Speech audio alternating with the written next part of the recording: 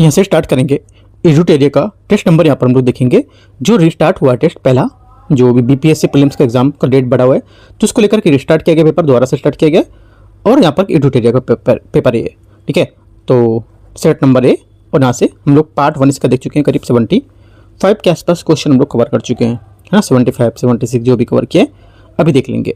और यहाँ से स्टार्ट करते हैं पार्ट 2, उसके आगे से क्वेश्चन करेंगे।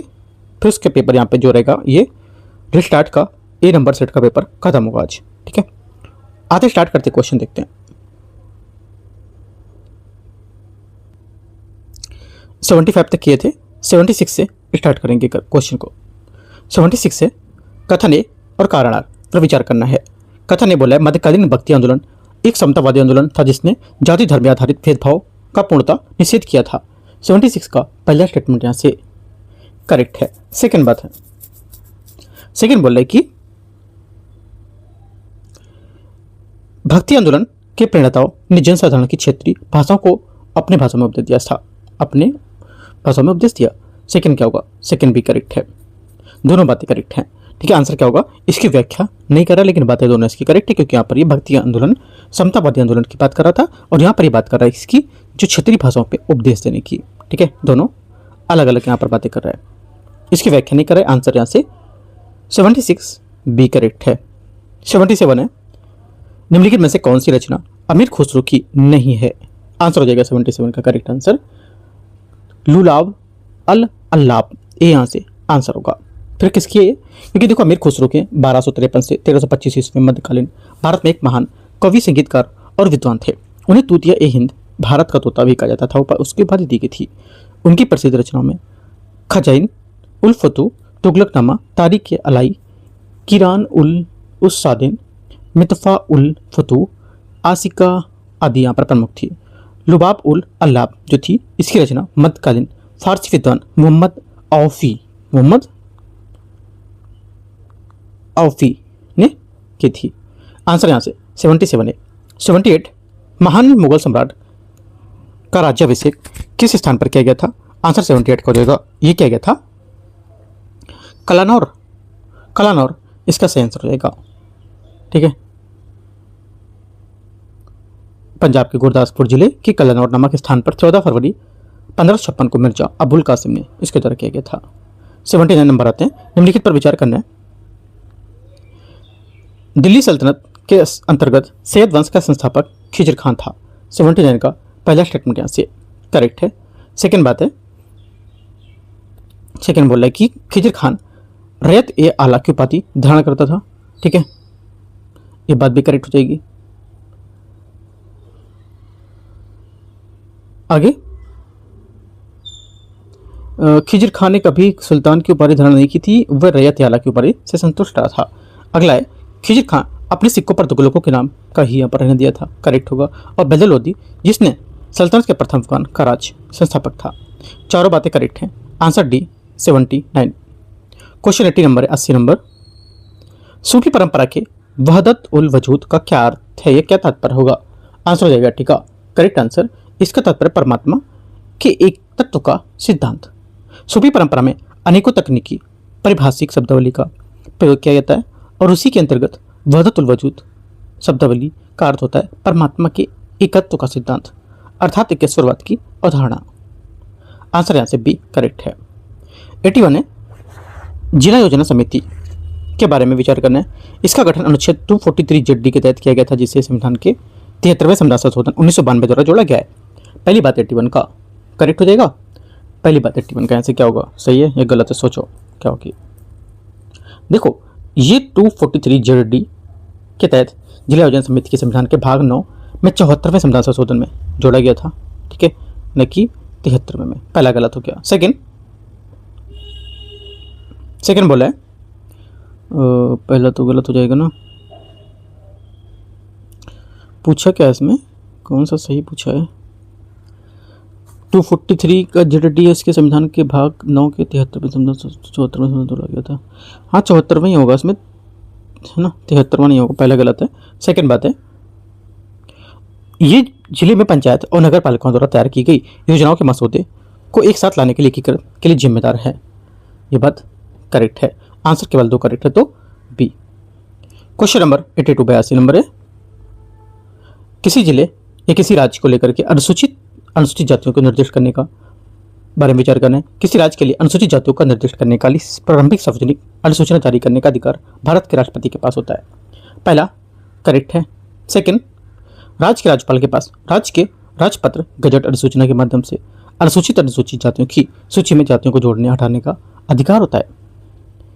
ये बात यहाँ से क्या होगी, इसकी गलत हो जाएगी, क्योंकि अनुच्छेद 341 का 2 उसके तहत इस सूची में जातियों को बाद में शामिल करने हटाने का केवल संसद को ही कानून के माध्यम से कर सकती है। राज्यपाल या राज्य सरकार अनुसूचित जातियों की सूची में संशोधन का कोई अधिकार नहीं होता है। ओनली वन करेक्ट है। 83 नंबर है, भारत के निम्नलिखित में से आयोगों पर विचार करना है। राष्ट्रीय पिछड़ा वर्ग आयोग, राष्ट्रीय मानवाधिकार आयोग, राष्ट्रीय विद्या आयोग और उपभोक्ता विवाद निवारण आयोग। 4 बातें दे रखी है। इसमें से कितने संवैधानिक आयोग हैं? संवैधानिक आयोग है, ये हो जाएगा केवल एक है। कौन सा? राष्ट्रीय पिछड़ा वर्ग आयोग संवैधानिक निकाय है। इससे 102 में संविधान संशोधन अधिनियम 2018 के तहत अनुच्छेद 338 के तहत संवैधानिक दर्जा प्रदान किया गया था। पहला हो गया। राष्ट्रीय मानवाधिकार आयोग, ये क्या है? एक वैधानिक निकाय है। भारत की विधि आयोग, ये क्या होगा? एक गैर वैधानिक निकाय है। और राष्ट्रीय उपभोक्ता विवाद एक वैधानिक निकाय है। तो सिर्फ पहला एक यहाँ पे होगा जो संवैधानिक निकाय है। संवैधानिक वो होता है जिसमें आर्टिकल का प्रयोग किया जा रहा है। 84 नंबर है, भारत की संविधान सभा में BN राव को आधिकारिक भूमिका क्या थी? इनकी आधिकारिक भूमिका थी कि संविधान के जो सभा थी उसके संवैधानिक सलाहकार, है ना, संवैधानिक सलाहकार सर BN राव को संविधान सभा का संवैधानिक सलाहकार नियुक्त किया गया था। उन्होंने संविधान के मूल प्रारंभिक मसौदा तैयार किया था, जिसका बाद में प्रारूप समिति की समीक्षा की ओर से बेहतर बनाया गया। और प्रारूप समिति के अध्यक्ष डॉक्टर BR अम्बेडकर। आगे क्वेश्चन 85, संविधान सभा के राज्यों की समिति के बारे में, जो राज्यों की बातचीत करने को लेकर समिति के अध्यक्ष के रूप में किसने काम किया, बताना है आपको। आंसर हो जाएगा 84 का करेक्ट आंसर यहाँ से ये हो जाएगा बी करेक्ट, जवाहरलाल नेहरू इसका सही आंसर होगा। क्वेश्चन 85 आता है 85 नंबर। 85 है, भारतीय संविधान जो सभा है उसमें राज्यों की समिति, राज्यों के साथ बातचीत करने वाली समिति के अध्यक्ष के रूप में किसने काम किया? 85 का आंसर हो जाएगा, ये काम किया था किसने? जवाहरलाल नेहरू, बी यहाँ से सही आंसर होगा। 86 है, भारतीय संविधान का निम्नलिखित में से कौन सा प्रावधान भारत सरकार अधिनियम 1935 से लिया गया था? 86 का सही आंसर यहाँ से आपातकालीन प्रावधान, बी यहाँ से सही आंसर 86 का। 87 नंबर क्वेश्चन है, इसमें बोले 87 में भारत के निम्नलिखित राज्यों के गठन पर विचार करना और इन्हें सही कालक्रम में व्यवस्थित करना है। सही कालक्रम में लगाएंगे तो क्या आएगा? देखो यहाँ पे सही कालक्रम इसका जो होगा ये हो जाएगा 87 का। पहला तो आएगा आपका नागालैंड, है ना, तीसरा नंबर। उसके बाद क्या आएगा? उसके बाद आएगा पहला, मतलब क्या आएगा? पंजाब, ठीक है, नागालैंड पंजाब। उसके बाद आएगा आपका चौथा सिक्किम, फिर आपका दूसरा अरुणाचल प्रदेश। करेक्ट आंसर यहाँ से 3142 सही आंसर है। आगे आते क्वेश्चन यहाँ से 87 हो गया। 88 नंबर,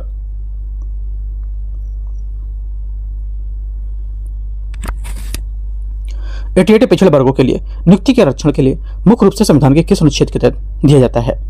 आंसर हो जाएगा 88 का करेक्ट आंसर यहाँ से ये आर्टिकल 16 का 4, बी यहाँ से सही आंसर होगा। क्वेश्चन नंबर 89, भारतीय संविधान के अनुच्छेद 14 के संबंध में विचार करना है। पहली बात है, कानून के समक्ष समानता का अवधारणा ब्रिटिश मूल की है, जबकि कानूनों के समान संरक्षण अमेरिकी संविधान से लिया गया है। पहला स्टेटमेंट इसका 89 का पहला स्टेटमेंट यहाँ से क्या होगा? करेक्ट होगा। 89 की फर्स्ट स्टेटमेंट यहाँ से सही है। सेकंड स्टेटमेंट है, कानून के समक्ष समानता एक सकारात्मक अवधारणा है, जबकि कानूनों के समान संरक्षण एक नकारात्मक अवधारणा होगी। सेकंड बात क्या होगी? सेकंड बात यहाँ से ये गलत है, ठीक है। ओनली वन यहाँ से करेक्ट है, एक आंसर 89 का करेक्ट है। क्वेश्चन नंबर 90, अनुच्छेद 171 के अनुसार राज्य विधान परिषद के अधिकतम सदस्यों की संख्या कितनी हो सकती है? आंसर हो जाएगा ये हो सकती है करेक्ट आंसर 90 का, ये विधानसभा की कुल सदस्य संख्या का 1/3, बी यहाँ से सही आंसर है 90 का। 91 जीडीपी के डिफ्लेटर के संबंध में विचार करना है। ये अन्य सूचकांक की तुलना में मूल्य व्यवहार का एक बेहतर माप है क्योंकि इसमें देश की उत्पादित सभी वस्तुओं और सेवाओं को शामिल करते हैं। पहला क्या होगा, पहला स्टेटमेंट यहाँ से 91 का करेक्ट हो जाएगा। सेकेंड बात है, यदि जीडीपी डिफ्लेटर 1 से कम है तो समान मूल्य स्तर में वृद्धि को दर्शाएगा। ये बात गलत है क्योंकि यहाँ पर यदि डिफ्लेटर 1 से कम है तो मूल्य स्तर में गिरावट को दर्शाता है। ठीक है, आगे जीडीपी डिफ्लेटर की गणना स्थित कीमतों पर जीडीपी और समान वर्तमान जो कीमत होती है उसकी जीडीपी के अनुपात में की जाती है। सेकेंड बात क्या होगी, थर्ड बात ये भी गलत है क्योंकि जीडीपी का जो डिफ्लेटर वर्तमान में कीमतों में जीडीपी की स्थिर कीमतों पर जीडीपी में मूल्य व्यवहार को दर्शाता है। आंसर ओनली 1 करेक्ट है, 91 का 1 करेक्ट हो जाएगा। 92 आते हैं 92 नंबर।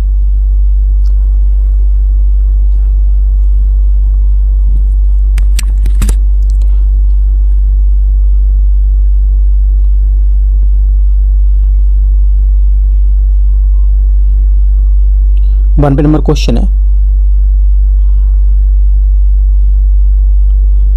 इसमें बोले भारतीय रिजर्व बैंक द्वारा शुरू की गई स्थायी सुविधा जमा एचडीएफ के बारे में विचार करना है। स्थायी जमा सुविधा आरबीआई को बिना किसी संपार्श्विक की तरलता की अवशोषित करने की अनुमति देता है। पहली बात क्या होगी, पहला आंसर स्टेटमेंट इसका क्या रहेगा, ये 92 का करेक्ट है। पहली बात सही है। सेकंड देखते हैं,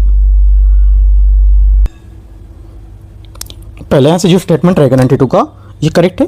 सेकंड यहाँ पर है, ये बोले कि स्थायी जमा सुविधा दर तरलता समायोजन सुविधा के गलियारे की सीमा जो होती है उसको निर्धारित करती है। सेकंड बात क्या होगी, सेकंड बात यहाँ से गलत है क्योंकि जो एचडीएफ होता है ये इसके माध्यम से आरबीआई बिना किसी जमानत की तरलता को अवशोषित कर सकता है। इसके विपरीत रिवर्स रेपो में आरबीआई को सरकारी प्रतिभूति में जमानत के रूप में देनी होती है। सेकंड गलत है। तीसरा, स्थायी जमा सुविधा जो होती है इसमें नीति के गलियारे के नीचे निचले स्तर के रूप में यहाँ पर निश्चित रिवर्स रेपो दर का स्थान लेती है। ये बात करेक्ट है। आंसर 1 और 3 सही है। 92 का आंसर क्या होगा, बी करेक्ट हो जाएगा। आगे आते क्वेश्चन 93 नंबर है।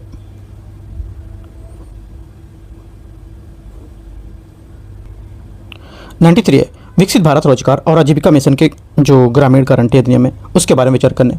ये मनरेगा प्रोग्राम की जगह लेगा। पहला क्या होगा, पहला स्टेटमेंट यहाँ से 93 का क्या होगा, करेक्ट है। ये ग्रामीण परिवारों को 150 दिन के वेतन के रोजगार की गारंटी देता है। 150 नहीं 125 दिन की। तीसरी बात यहाँ से, तीसरा बोला है कि ये ग्रामीण कार्यों में जल सुरक्षा जलवायु के प्रति लचीलेपन इसको प्राथमिकता देगा। ये भी करेक्ट है। और चौथी बात है, ये काम मांगने की कानूनी अधिकार को हटा देता है ताकि प्रशासनिक लचीलापन बढ़ जाए। ये बात गलत होगी चौथी वाली। सिर्फ आंसर 1 और 3 करेक्ट है। सही आंसर क्या होगा, बी। क्वेश्चन नंबर 94 है, मूल कीमतों में सकल मूल्य वर्धन जीवीए और साधन लागत जो होती है उसकी सकल मूल्य वर्धन में अंतर होता है। निम्नलिखित में से कौन सा समीकरण मूल कीमतों पर सकल मूल्य वर्धन को सही रूप से परिभाषित करता है। आंसर क्या होगा, आंसर हो जाएगा करेक्ट यहाँ से 94 का सही आंसर जीवीए मूल कीमतों पर इक्वल जीवी कारक लागत पर और उत्पादन कर माइनस उत्पादन सब्सिडी। आंसर 94 का ए करेक्ट है। 95 नंबर है, 95 बोला है सूक्ष्म लघु और मध्यम उद्यम के बारे में इन्हें औपचारिक अर्थव्यवस्था में शामिल करने के संबंध में विचार करना है। एमएसएमई की भारत की जीडीपी का 40% से अधिक का योगदान करता है। 95 पहला स्टेटमेंट यहाँ से क्या होगा, गलत है क्योंकि यहाँ पर 30% बनाया था, 40% नहीं। व्यापार प्राप्ति छूट प्राप्ति जो होती है प्रणाली उसका दायरा बढ़ाने के लिए इसकी सीमा 500 करोड़ टर्नओवर तक बढ़ा दिया गया है। सेकेंड बात यहाँ से क्या होगी, ये बात गलत है क्योंकि 500 करोड़ से घटाकर 250 करोड़ कर दिया है। ठीक है, दोनों बातें गलत हैं। आंसर पूछा सही कौन सा होगा तो कोई सही नहीं है, डी यहाँ से सही आंसर है। 96 होते हैं। 96 नंबर है, इसमें बोला बिहार सरकार के बजट 2026-27 में राज्य के लिए लक्षित यहाँ पर जो राजकोषीय घाटा है वो क्या है। आंसर हो जाएगा लक्षित राजकोषीय घाटा जो है 96 का सही आंसर ये जीएसडीपी का 3% है। ठीक है, आंसर सी करेक्ट है।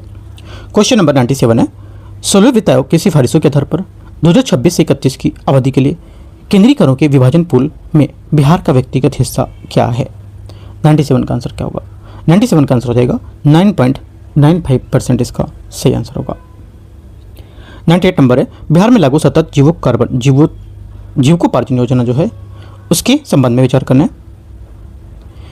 इसका मकसद ग्रामीण परिवारों में, खासकर महिलाओं के नेतृत्व में परिवार को अत्यधिक गरीबी को ख़त्म करना।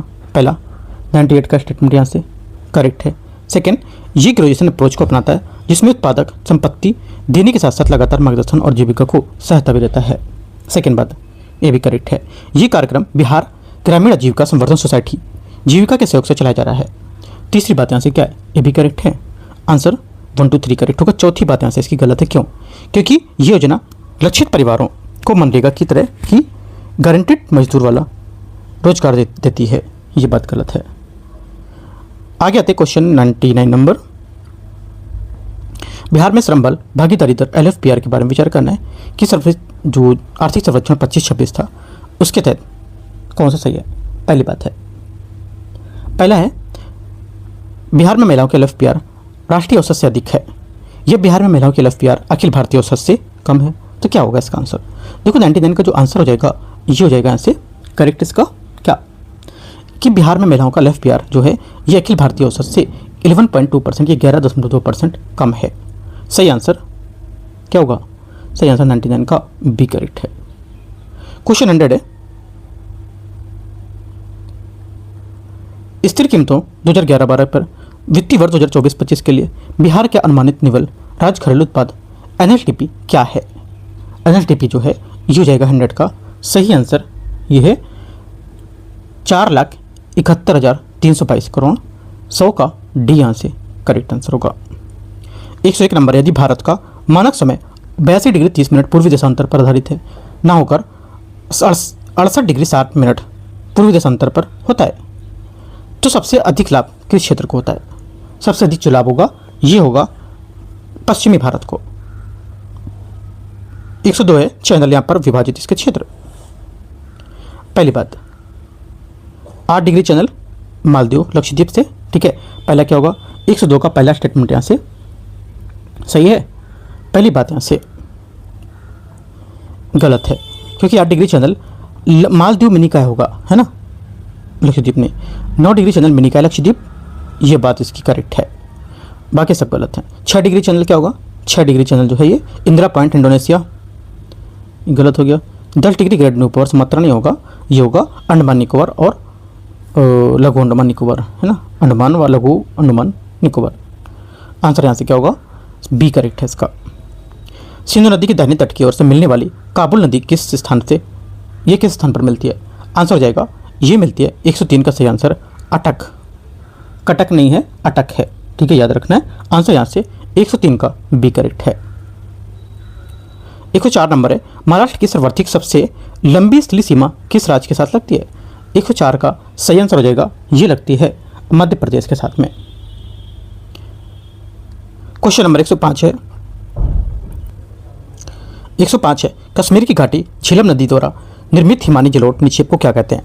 105 का आंसर हो जाएगा, इसे कहते हैं करेवा। क्या कहते हैं? करेवा। 106 नंबर क्वेश्चन आते हैं, सूची 2 को मैच करना है। नीली क्रांति मत्स्य उत्पादन, ठीक है। पीली क्रांति सरसों होगा क्या, तिलहन उत्पादन से। और स्वर्ण क्रांति क्या हो जाएगा? बागवानी उत्पादन। बैगनी क्रांति हो जाएगी किससे? लेवेंडर उत्पादन, ठीक है। और भी लिख सकते हो रजत क्रांति अंडा उत्पादन से, एक्स्ट्रा पॉइंट है। काली क्रांति कच्चा तेल उत्पादन। और खाकी क्रांति या भूरी क्रांति जो होती है चमड़ा उत्पादन से। सही आंसर यहाँ से 106 का बी करेक्ट है। 107 आते हैं, हॉर्मुज जल संधि के संबंध में विचार करना है। पहली बात है ये फारसी खाड़ी को ओमान खाड़ी से जोड़ता है। 107 का पहला स्टेटमेंट यहाँ से करेक्ट है। सेकेंड बात है ये संयुक्त अरब अमीरात यूएई और ओमान को इराक से अलग करेगा, गलत है क्योंकि ये जल संधि उत्तर में ईरान को, दक्षिण से ओमान और संयुक्त अरब अमीरात को अलग करती है। इसका इराक भौगोलिक सीमा से कोई सीधा संबंध नहीं होगा। 1 सिर्फ करेक्ट है, एक आंसर होगा। 108 है, निम्नलिखित में से कौन सा सही सम्मिलित नहीं कर रहा है? 108 में कौन सा सही सम्मिलित नहीं है? आंसर हो जाएगा 108 का सही आंसर यहाँ से गोरनाया सोरिया सूती वस्त्र के लिए, ये गलत हो जाएगा बी नंबर। सम्मिलित पूछा कौन सा नहीं है तो ये गलत है क्योंकि गोरनाया सोरिया जो है ये रूस के साइबेरिया क्षेत्र में कोमेरेवो ओब्लास्ट में स्थित एक पहाड़ी इलाका था। यह क्षेत्र खनिज संपदा और विशेष रूप से उच्च गुणवत्ता और लौह अयस्क के लिए विशाल भंडार के लिए जाना था। आंसर 108 का बी करेक्ट है। 109 नंबर आते हैं। 109 बोला है कि 2011 की जनगणना के अनुसार निम्नलिखित में से किस राज्य में कुल जनसंख्या की तुलना में अनुसूचित जनजाति एसटी का जो शेड्यूल ट्राइब होती है उसका प्रतिशत न्यूनतम है, किस में? आंसर हो जाएगा 109 का सही आंसर यहाँ से ये क्या होगा? 109 का करेक्ट आंसर उत्तर प्रदेश। उत्तर प्रदेश की कुल जनसंख्या में अनुसूचित जनजाति जो है एसटी, इसका प्रतिशत कितना है? 0.6%, 1% से भी कम है। ठीक है, आगे आते क्वेश्चन 110 है। धरती पंचवर्षीय योजना के दौरान सर्वाधिक या सार्वजनिक क्षेत्रों में स्थापित लौह एवं इस्पात संयंत्र के सभी यहाँ पर समूह के बारे में विचार करने कौन सा यहाँ पर सही होगा? 110 का जो आंसर हो जाएगा यहाँ से करेक्ट ये होगा भिलाई, दुर्गापुर, राउरकेला, सी यहाँ से सही आंसर है। 111 आते हैं। पृथ्वी की गुरुत्वीय त्वरण जी है जो, इसका मान परिवर्तन के संबंध में विचार करना है। पृथ्वी के घूर्णन और आकार के कारण ध्रुवों में विषुवत रेखा की ओर जाने पर गुरुत्वीय त्वरण का मान लगातार घटता जाता है। पहली बात क्या है? पहला स्टेटमेंट 111 का करेक्ट है। सेकेंड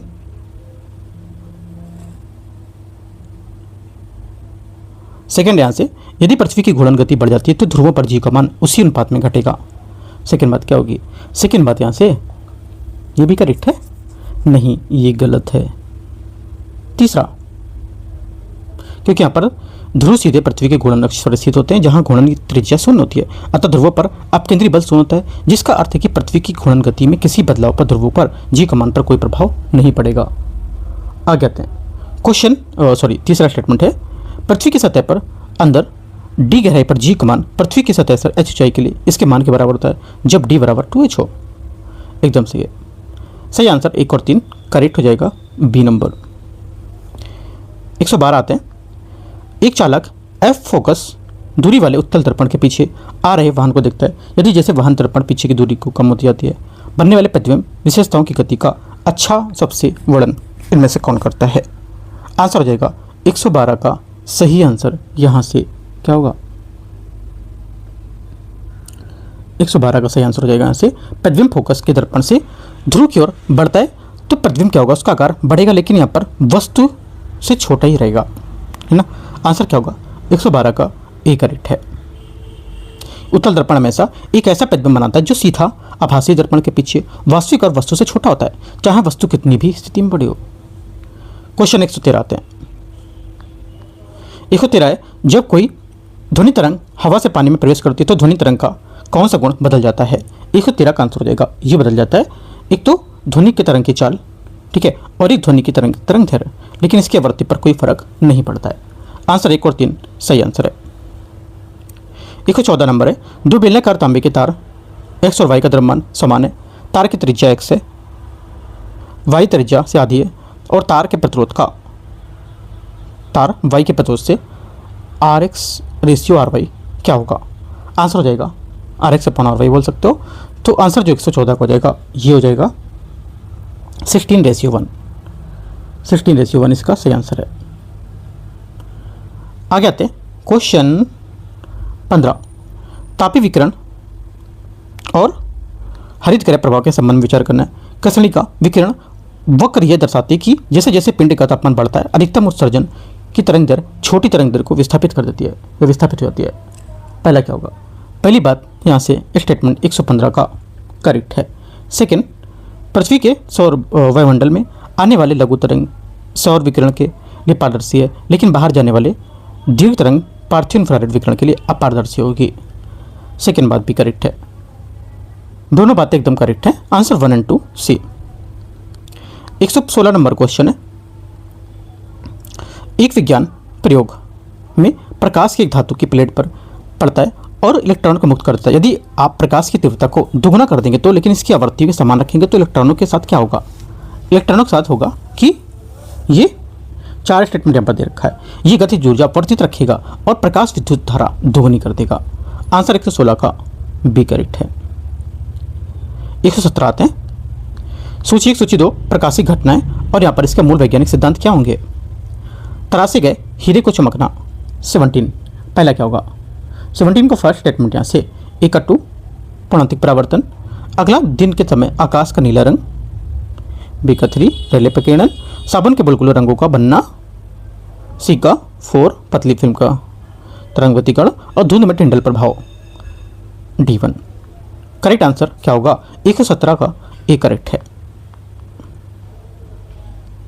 118 पानी से भरे जो बीकर है उसमें शीशे की गोली के युक्त बर्फ का टुकड़ा तैर रहा है, ठीक है, और बर्फ के पूरी तरह से पिघलने पर बीकर में पानी के स्तर का क्या होगा? ये हो जाएगा क्या? ये पानी का स्तर नीचे चला जाएगा या घट जाएगा? बी यहाँ से आंसर होगा इसका। जब बर्फ का टुकड़ा सीधे यहाँ शीशे की गोली को लेकर के यहाँ पर तैर रहा होता है तब बर्फ और दोनों पानी का भार जितना होता है उतना ही होता है, इक्वल होता है। ये नहीं कि आप उसमें बर्फ होकर पिघल जाएगी जो पानी पड़ जाएगा, है ना, उतने भार के बराबरी पानी विस्थापित होता है। आर्किमिडीज का सिद्धांत है। आंसर यहाँ से 118 का बी करेक्ट है। आगे आते क्वेश्चन 119 नंबर। निम्नलिखित में से कौन सा कथन नैज अर्धचालक के परम ताप 0 केल्विन के कमरे के तापमान को बढ़ने पर इसके विद्युतीय व्यवहार का सटीक वर्णन करता है? आंसर हो जाएगा 119 का सही आंसर यहाँ से। इसका प्रतिरोध घटता है क्योंकि सहसंयोजक बंध टूटता है जिससे मुक्त इलेक्ट्रॉन होल युग्म उत्पन्न होते हैं। 119 का बी करेक्ट आंसर है। 120 नंबर है। निम्नलिखित में से कथन पर ए और आर पर विचार करना है। कथन एक कारण लंबी दूरी की विद्युत शक्ति संचरण के लिए दिक धारा डीसी की तुलना में प्रतिवर्ती धारा एसी प्राथमिकता दी जाती है। 120 का पहला स्टेटमेंट क्या होगा? पहला यहाँ से करेक्ट है। सेकेंड, ट्रांसफार्मर की स्टेप अप क्रिया वोल्टेज को बढ़ाकर और धारा को अनुपातिक रूप से घटाकर संरक्षण शक्ति हानि को न्यूनतम करती है। सेकेंड बात क्या है? सेकेंड बात भी इसकी करेक्ट है, व्याख्या भी कर रहा है क्योंकि यहाँ पर दी गई यहाँ पर शक्ति में P बराबर VI कॉस जो थीटा होता है एक तरह से, उसके लिए वोल्टेज V को बढ़ाने पर धारा I अनुपातिक रूप से घट जाती है, क्योंकि यहाँ पर संचलन केवल जो प्रतिरोध में उसमें हानि P बराबर I² होती है और धारा को अदा करने में शक्ति हानि घटकर 1/4 रह जाती है, जिससे क्या होता है लंबी दूरी पर उच्च वोल्टेज AC संचरण अत्यधिक कुशल हो जाता है। आंसर ए करेक्ट है। क्वेश्चन नंबर 121 है। एक उपग्रह पृथ्वी की निचली वृत्ताकार कक्षा LEO की परिक्रमा कर रहा होता है। यदि इसकी कक्षीय वेग √2 गुना लगभग 41.4% बढ़ा दिया जाता है तो उपग्रह का पथ क्या होगा? उपग्रह का पथ होगा 121 का सही आंसर। ये एक परवलयाकार पथ पर पृथ्वी के गुरुत्वाकर्षण क्षेत्र से बाहर निकल जाएगा, सी। आगे आते क्वेश्चन 122 नंबर। 122 है पीएच पैमाने पर और बफर के संबंध में विलयन के संबंध में विचार करना है। 100 डिग्री सेंटीग्रेड पर शुद्ध जल का जो पीएच है C1 से कम होता है, फिर भी यह रासायनिक रूप में उदासीन रहता है। 122 का पहला स्टेटमेंट क्या होगा? 122 का पहला स्टेटमेंट यहाँ से करेक्ट है। 122 का पहला करेक्ट है। दूसरा यहाँ से दूसरा बोला कि मानव रक्त का पीएच मान जो होता है मुख्य रूप से जो कार्बनिक एसिड होते हैं, कार्बनिक जो एसिड होते हैं बाइकार्बोनेट बफर प्रणाली द्वारा 7.35 और 7.45 के बीच नियंत्रित रहता है। सेकंड क्या होगा? सेकंड यहाँ से भी सही है। तीसरा है अम्लीय बफर विलयन में थोड़ी मात्रा प्रबल अम्ल मिलाने पर इसका पीएच मान तेजी से घटता है। तेजी से घटता नहीं है, ये बढ़ता है। गलत हो जाएगा, 1 2 करेक्ट यहाँ से। आगे आते 123 नंबर क्वेश्चन। सूची 1 सूची 2 को मैच करना धातु तत्व और इसके यहाँ पर मुख्य निष्कर्षण विधि कौन सी है? सूची 1 सूची 2। पहली बात है, पहला बोला है कि एल्युमिनियम 23 में एल्युमिनियम क्या होगा? एल्युमिनियम आपका जाएगा हॉल्ट हेराल्ड इलेक्ट्रोलिटिक रिडक्शन। उसके बाद लोहा आपका जाएगा बी का 3 ब्लास्ट फर्नेस अपचयन। सीसा आपका जाएगा 1 प्रगलन, राइट। और उसके बाद डी का 4 तांबा फर्जन। करेक्ट आंसर यहाँ से 123 का ए करेक्ट है। 124 है हेक्सा मेथिलीडाइमीन और एडिपिक एसिड के संघनन बहुलीकरण द्वारा कौन सा बहुलक निर्मित होता है जिसके बहुलक श्रृंखला का एमाइड लिंक होते हैं? आंसर क्या होगा? 124 का सही आंसर यहाँ से ये नायलॉन 6 इसका सही आंसर होगा। कवक और जीवाणु वृद्धि को रोकने के लिए फलों के रस, अचार और वातित शीतल पेयजल जैसे अम्लीय जो खाद्य पदार्थ है, इसमें खाद्य परिरक्षक के रूप में किस रासायनिक यौगिक को व्यापक रूप से प्रयोग करते हैं? 125 का आंसर हो जाएगा। इसका प्रयोग करते हैं सोडियम बेंजोएट का। सोडियम बेंजोएट इसका सही आंसर होगा। 126 नंबर है, आवर्त सारणी में आवर्त प्रवृत्तियों के संबंध में विचार करना है। विद्युत ऋणात्मकता आवर्त सारणी में बाएं से दाएं जाने पर बढ़ती है, वर्ग में ऊपर से नीचे घटती है। पहली बात 126 का स्टेटमेंट करेक्ट है। सेकंड, क्लोरीन की इलेक्ट्रॉन जो लब्धि होती है, एंथैल्पी इलेक्ट्रॉन बंधुता जिसको बोलते हैं, ये फ्लोरीन की तुलना में अधिक ऋणात्मक होती है। करेक्ट है। तीसरा, नाइट्रोजन की प्रथम आयनन जो एंथैल्पी होती है, स्थिर अर्ध भरे पी कक्षकों के कारण ऑक्सीजन से अधिक होती है। तीसरी बात भी करेक्ट है। आवर्त सारणी की जो प्रवृत्ति है उसके बारे में तीनों स्टेटमेंट यहाँ से सही आंसर है। क्वेश्चन 127 है, निम्नलिखित में से कथन एक कारणार जंग को रोकने के लिए गैल्वेनिकरण की प्रक्रिया में लोहे की चादरों को जस्ता की परत चढ़ाई जाती है। 27 का पहला स्टेटमेंट यहाँ से सही है। सेकंड यहाँ से सेकंड बोला है कि जस्ता का मानक अपक्षय जो विभव होता है ये लोहे से कम होता है, जिससे क्या होता है सतह पर खरोंच आने पर भी ये बलदानी एनोड के रूप में काम करता है। दोनों बातें क्या है? करेक्ट है। उसकी व्याख्या भी सही कर रहा है, एकदम सही स्टेटमेंट है दोनों। 128 आते हैं, जब पानी में नमक NaCl मिलाया जाता है तो शुद्ध पानी की तुलना में बनने वाले विलयन और क्वथनांक की मांग पर क्या प्रभाव पड़ेगा? 128 का आंसर हो जाएगा, इस पर प्रभाव पड़ेगा कि ये क्वथनांक बढ़ेगा जबकि हिमांक घटता है। सी यहाँ से सही आंसर है। 129 नंबर है 129, मौसम अवलोकन जो गुब्बारे होते हैं उसको भरने के लिए हाइड्रोजन गैस की तुलना में हीलियम गैस को प्राथमिकता क्यों दी जाती है, जबकि हाइड्रोजन में उठाने की क्षमता अधिक होती है? आंसर 129 का करेक्ट आंसर बी, हीलियम रासायनिक रूप से निष्क्रिय और अज्वलनशील है, जो दहन सुरक्षा को क्या करती है? सुनिश्चित करती है। बी क्या होगा 129 का सही आंसर हो जाएगा। और हाइड्रोजन H2 है, ये सबसे हल्की गैस होती है और बेहतर उत्प्लवकता प्रदान करती है, लेकिन ये अत्यधिक ज्वलनशील है और वायुमंडलीय में ऑक्सीजन के साथ मिलकर विस्फोटक मिश्रण बना सकती है। आगे आते क्वेश्चन 129 हो गया 30, हरित लवक और सूत्रकणिका के संबंध में विचार करना है। दोनों कोशिकाओं का अपना वृत्ताकार DNA और 70S राइबोसोम होता है। पहली बात क्या होगी? 130 का स्टेटमेंट करेक्ट है। सेकंड, दोनों कोशिकाएं अर्धस्वायत्त और अपने स्वयं के कुछ संरचनात्मक प्रोटीन का संश्लेषण कर सकती है। सही बात है। तीसरी बात है, दोनों कोशिकाएं एक फास्फोलिपिड घिरी सतह झिल्ली से घिरे होते हैं। तीसरी बात करें क्योंकि दोनों कोशिकाएं दोहरी झिल्ली से घिरे होते हैं, जो एक यूकैरियोटिक उत्पत्ति को लेकर अंतःसजीवी सिद्धांत का समर्थन करते हैं, आंतरिक और बाहरी झिल्ली दोनों को। तीनों बातें करेक्ट हो जाएंगी, है ना? आंसर क्या होगा? 1 2 3 सभी करेक्ट है, डी। क्वेश्चन नंबर 131 है, मानव आमाशय में म्यूकोसल परत की जठर ग्रंथियां स्थित पार्श्वी कोशिकाएं जो होती हैं निम्नलिखित में से किस आवश्यक पदार्थ को स्राव करती हैं? आंसर हो जाएगा 131 का, ये करती है एक तो हाइड्रोक्लोरिक अम्ल और दूसरा हो जाएगा आंतरिक कारक में विटामिन B12 और शोषण के लिए आवश्यक होती है जो, और पेप्सिनोजेन इसमें नहीं होगा, ये गलत हो जाएगी। पेप्सिनोजेन एक निष्क्रिय एंजाइम है जो मुख्य रूप से कोशिकाओं द्वारा स्रावित होता है और पेरिटल कोशिकाओं द्वारा नहीं। ठीक है, 131 का सी करेक्ट है। 32 132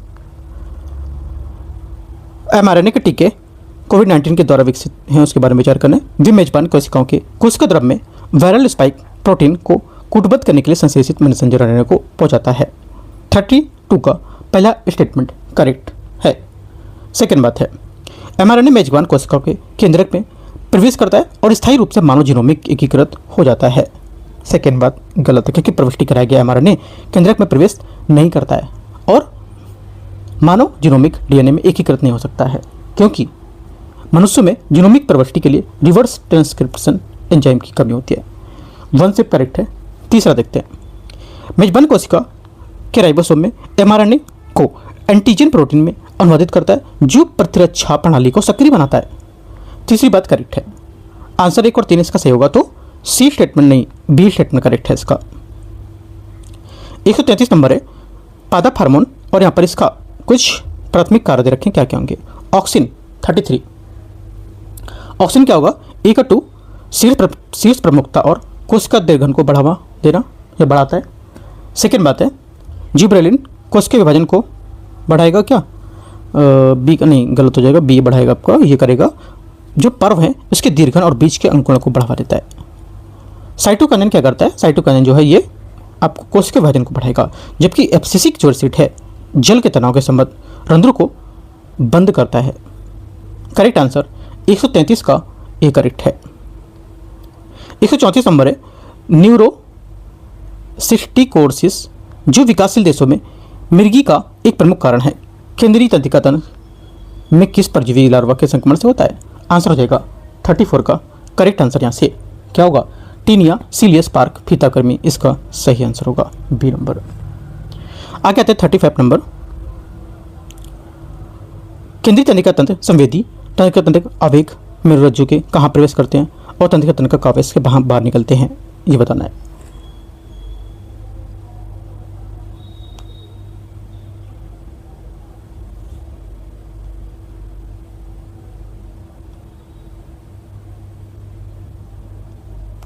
आंसर क्या होगा, आंसर आंसर हो जाएगा 35 का करेक्ट आंसर। ये संवेदी ऊतक जो होते हैं उसमें आवेग पृष्ठ मूल द्वारा प्रवेश करते हैं, प्रेरक आवेग आधार मूल द्वारा बाहर निकलते हैं। आंसर क्या होगा, 135 का बी यहाँ से सही आंसर हो जाएगा। 136 नंबर आते हैं, वह पारस्परिक क्रिया जिसमें एक जीव दूसरे जीव को मारकर खा जाता है कहलाता है क्या। ये कहलाता है, क्या कहलाता है, परभक्षण या कुछ और, परभक्षण कहलाता है, बी सही आंसर है इसका। 37 है अग्नाशय की लैंगरहिंस दीपकों की अल्फा कोशिकाओं द्वारा कौन सा हार्मोन स्रावित होता है जो यकृत ग्लाइकोलिसिस के प्रेरक के रूप में शर्करा रक्त स्तर को बढ़ाता है। आंसर हो जाएगा 137 का करेक्ट आंसर। यहाँ से क्या होगा, सही बताओ। 137 का हो जाएगा ग्लूकागोन, इसका सही आंसर होगा बी। आगे क्वेश्चन 138 नंबर 138, रुधिर वर्ग ए वाला पुरुष रुधिर वर्ग बी वाली महिलाओं से विवाह करता है, उसकी जैविक संतान को कौन से प्रभावित रुधिरांग को विरासत मिल सकता है। आंसर क्या होगा, 138 का आंसर हो जाएगा आपका यहाँ से ए बी और ओ, ये सभी होंगे डी। 139 है 139 नंबर, प्रसव के शुरुआती दिनों में दौरान मानव माताओं द्वारा स्रावित पीला गाढ़ा तरल कोलेस्ट्रॉल किस वर्ग के एंटीबॉडी में प्रचुर उपस्थिति के कारण नवजात शिशु को प्राकृतिक निष्क्रिय प्रतिरक्षा प्रदान करता है। आंसर हो जाएगा 39 का सही आंसर। यहाँ से क्या, इम्यूनोग्लोबिन IgA, ए यहाँ से सही आंसर हो जाएगा 39 का।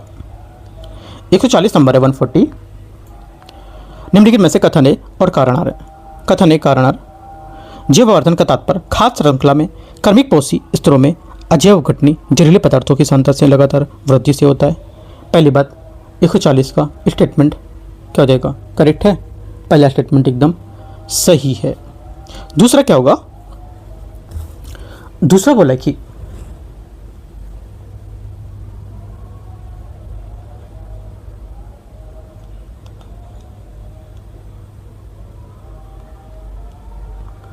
दूसरा बोला है डीडीटी और पारा जैसे अजैव अवघटनी रसायन जीवों द्वारा उपचारित यो सर्जित नहीं किया सकते, वे वसायुक्त ऊतकों में जमा हो जाते हैं।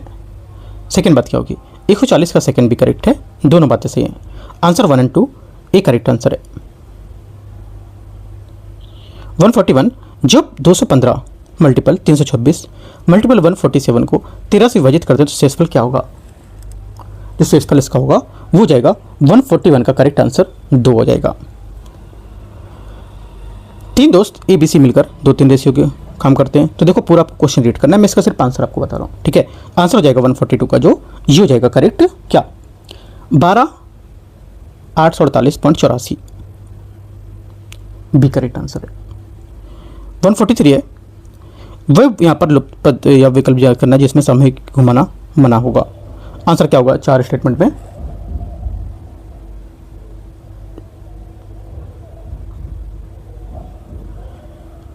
143 का आपका जो आंसर हो जाएगा क्या होगा, ये हो जाएगा डी करेक्ट ये वाला।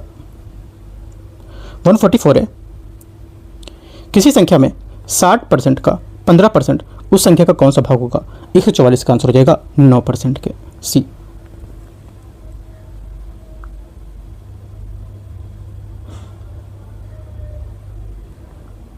वन 45 बैलून शब्द का अक्षरों का उपयोग करके कितने अर्थपूर्ण या अर्थहीन अंग्रेजी शब्द बनाए जा सकते हैं, आंसर 145 का हो जाएगा 1260, डी।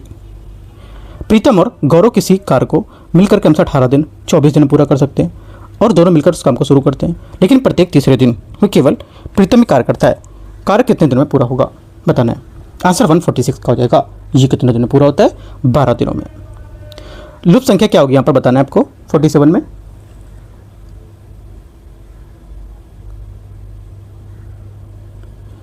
आंसर हो जाएगा 47 का सही आंसर 537, यहाँ से करेक्ट आंसर होगा।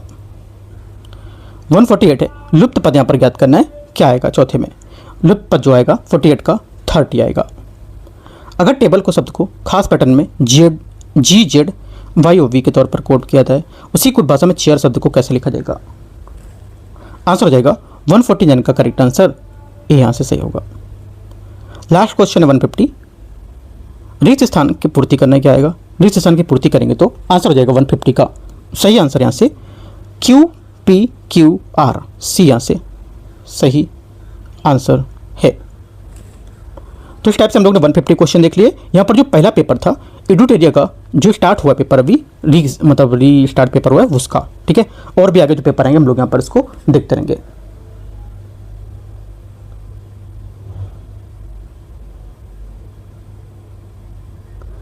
एंड करते हैं यहाँ से इसको। All the best, thank you.